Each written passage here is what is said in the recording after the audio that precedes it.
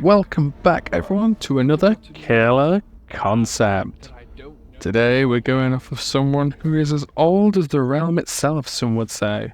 But who knows? He could even be the first killer. But that's something for another time. His name? Artisan. He's been around for a long while and, well, I wanted to make a killer who could have been the creator of the games in its own right along with the entity. And possibly one of the original people sent to the realm. But we'll get more into that later. First of all, we'll get on into their basic info. They're a 4.4 meters per second killer with a 24 meter tower radius. They're very slow, but also fairly quiet. They carry around a little equipment with them after all. They're of a tall height, as they need to manage to reach all the places normal people can't. And their weapon? Well, it's a handmade whip.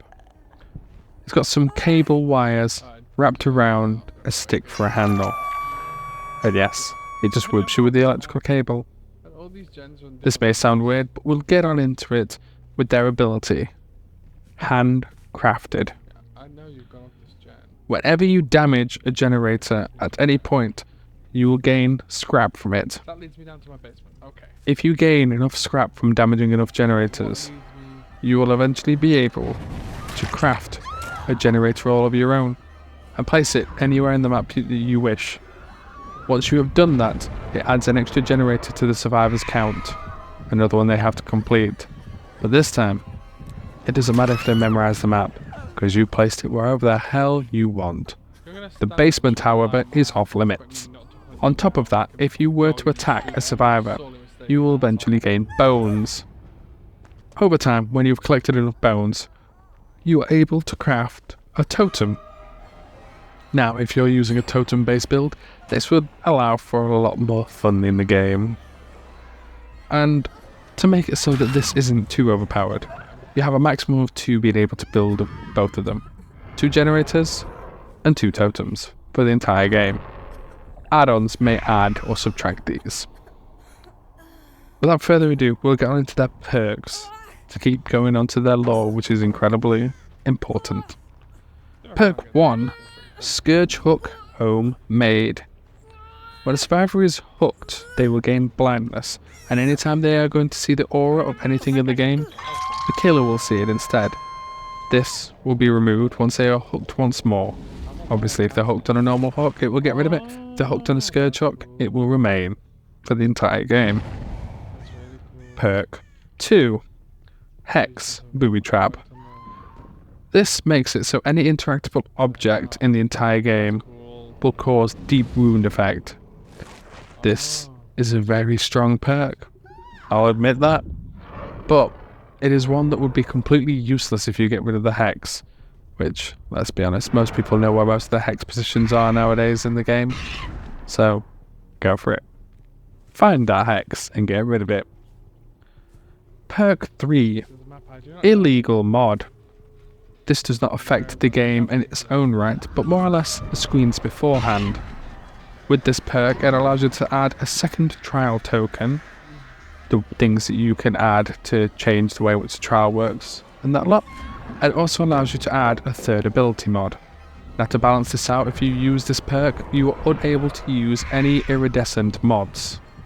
Only purple or lower, just to make it even out a bit more. Finally, we'll get on into their lore, as always. Now, this one is an interesting lore, as it was only found with scraps of paper littered across the realm. The survivors pieced it together bit by bit, but pieces are definitely missing, and it isn't very complete. So, more mysteries remain than actual answers. The earliest page they can seem to find states how they were unaware how they managed to get to this realm, and they wandered for a long time, through many different realms in many different places. It was a large expanse, with nothing much anywhere. Could hear and feel the entity watching it, but he had no idea what the entity was. It was more like when you're at home and you feel as though there's someone else there. He felt that consistently every time he was here. Who knows if the entity wiped his mind of who he was before he came here. But for the life of him, he couldn't remember. But that didn't matter. Survival mattered now. The next piece they managed to find was from quite a while later. They presumed there were more pages in between, but they've never found them. This one stated how, as they were walking around, they found these strange black claws bursting out of the ground and curling round. They were resembling hooks of sorts. But he wasn't too sure.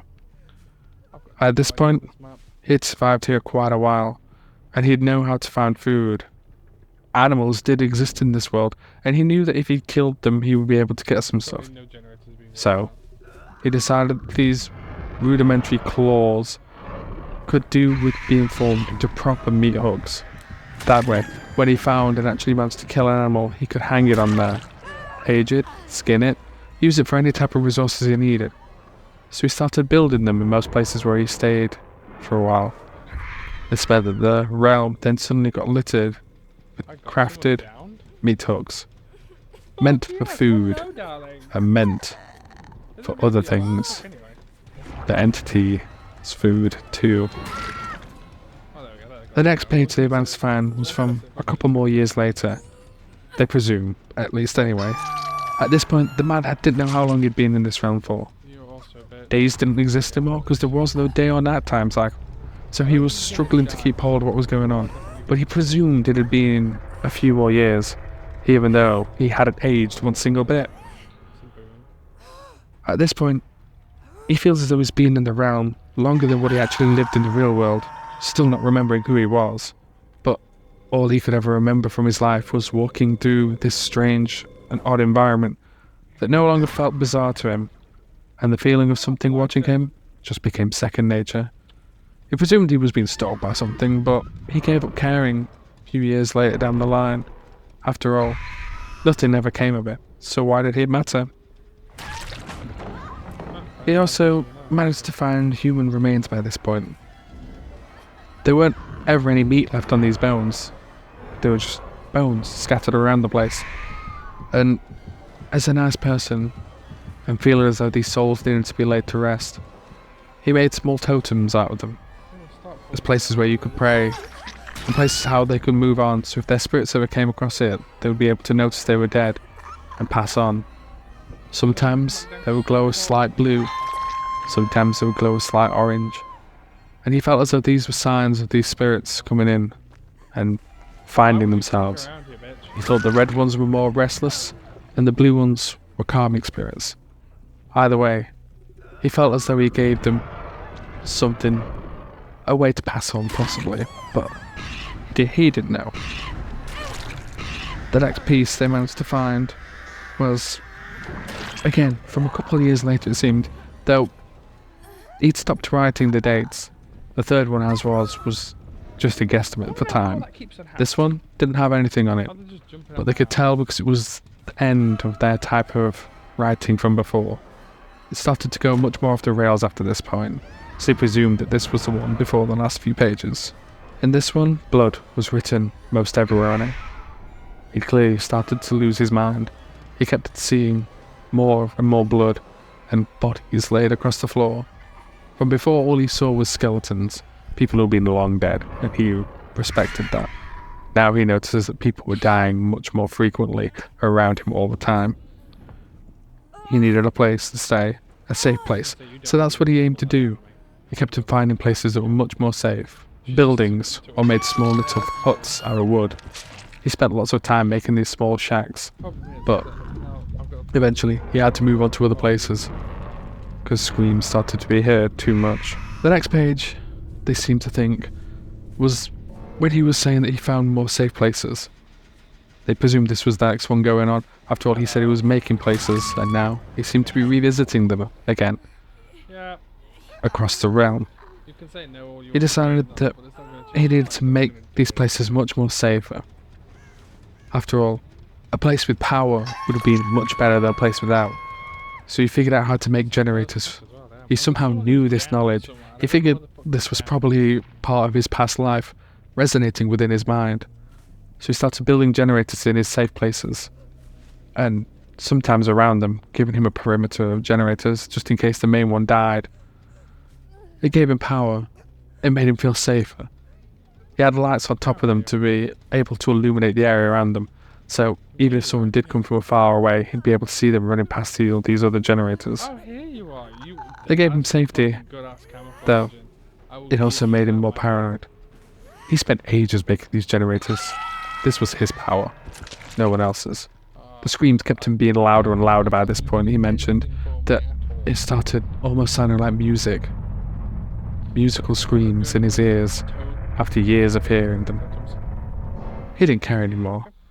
Those people were dying and he wasn't, and that's all that mattered to him.